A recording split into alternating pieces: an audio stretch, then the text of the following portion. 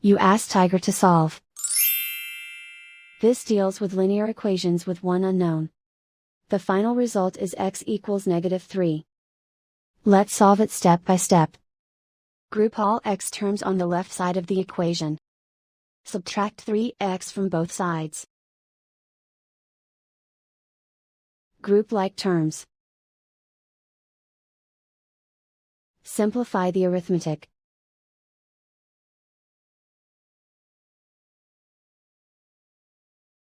Group all constants on the right side of the equation. Add 6 to both sides. Simplify the arithmetic.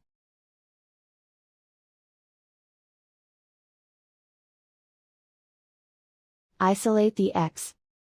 Divide both sides by -2. Cancel out the negatives. Simplify the fraction. Move the negative sign from the denominator to the numerator. Find the greatest common factor of the numerator and denominator. Factor out and cancel the greatest common factor. And so the final result is x equals -3.